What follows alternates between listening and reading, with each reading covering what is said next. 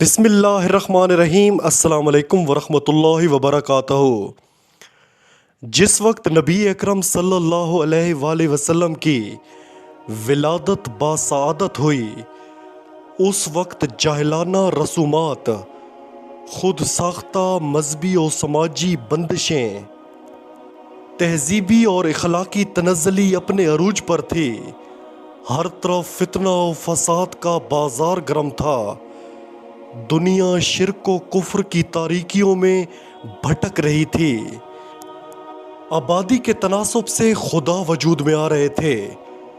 ہر قبیلہ اپنے ہاتھوں بنائے ہوئے خدا پر ناز کیا کرتا تھا۔ عوام اس قدر فکری اور اخلاقی تخریب کاری کا شکار تھے کہ ہر چیز کی پرستش کرتے تھے جس میں اپنے سے زیادہ طاقت محسوس کرتے تھے۔ دنیا میں تصورات تہذیب اور آداب معاشرت مکمل طور پر مسخ ہو چکے تھے۔ ہر طرف ظلم و ستم، جبر و تشدد اور وحشت و بربریت نے ڈیرے ڈال رکھے تھے۔ ظلم و جہالت کی تاریکی نے عالم انسانیت کو چاروں طرف سے گھیر رکھا تھا۔ عرب کی حالت دنیا کے دوسرے خطوں سے زیادہ دگرگوں تھی۔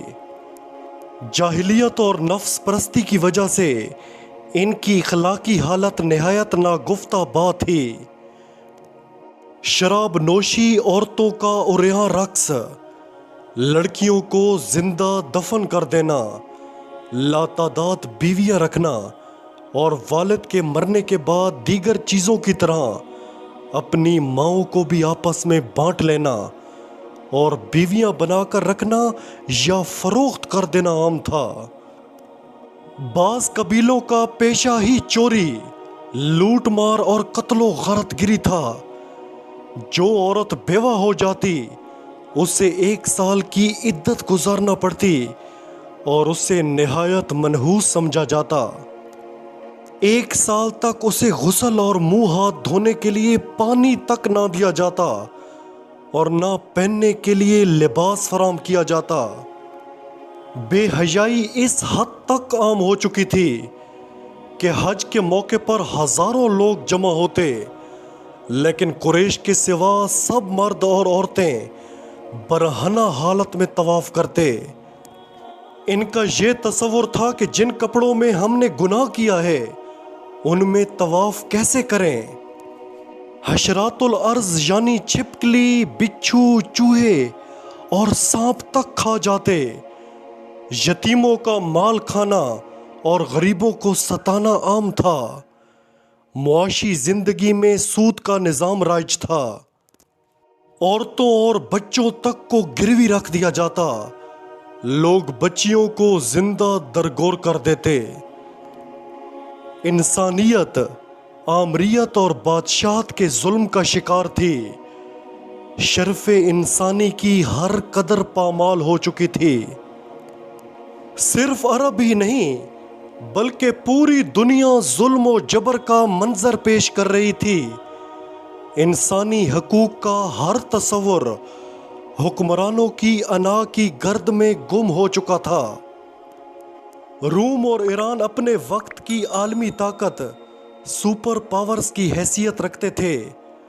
اپنے وقت کی یہ سپر پاورز تہذیب نسل انسانی کے ارتقاء کی بجائے چھوٹے اور کمزور ممالک پر غلامی کی سیاہ رات مسلط کر کے ایک غیر فطری احساس برتری کے لا علاج مرض میں مبتلا تھیں۔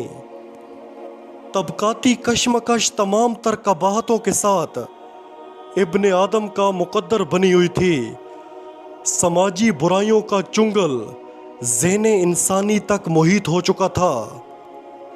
تاریخ کا سفر جاری رہا اور سیاسی، سماجی، روحانی اور اقتصادی زنجیروں کی گرفت سے بچنے کی ہر سعی ناکام ہونے لگی۔ ایرانیوں اور رومیوں کے حکمران طبقے پرآسائش زندگی گزار رہے تھے۔ حکمرانوں کے گرد خوشامدیوں کا ٹولہ جمع ہو چکا تھا۔ حکمران عوام کی پسینے کی کمائی سے عیاشیاں کرتے۔ عوام کے ساتھ جانوروں سے بھی بدتر سلوک ہوتا۔ حکمران اور محکوم طبقوں کے درمیان نفرت کی ایک وسیع خلیج حائل تھی۔ ظلم کا بازار گرم تھا اور سلطانی جمہور کے کہیں بھی آثار نظر نہ آتے تھے۔ غرض یہ کہ ہر طرف کفر و شرک کی آندیاں چل رہی تھیں، کہیں ستاروں کی پوجا ہو رہی تھی تو کہیں آتش پرستی، گویا انسانیت تباہی کے دہانے پر کھڑی تھی۔